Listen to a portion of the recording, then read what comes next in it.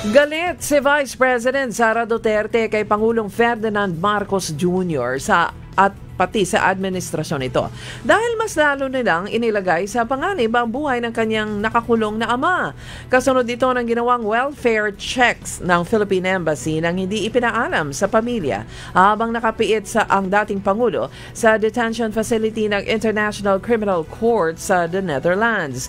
Sinabi ng Vice Presidente na malinaw na inabuso ng Embahada ng Pilipinas ang panuntunan ng detention unit ukol sa consular visit.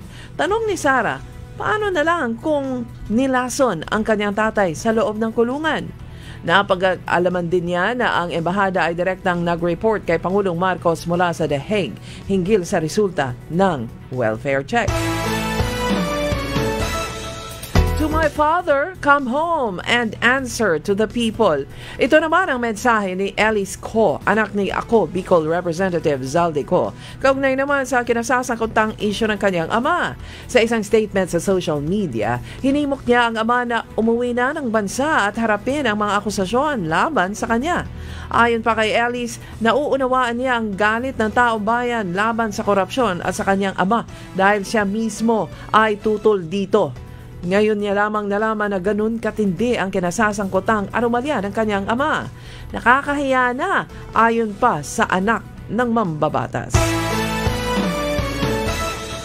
Isa sa ilalim ng Justice Department sa Witness Protection Program ang mag-asawang Curly at Sara Diskaya at ang ilang mga dating opisyal ng Department of Public Works and Highways. Kinumpirma ito ni Justice Secretary Jesus Crispin Remulla kasunod ng pagbisita ng mga ito sa kanilang tanggapan.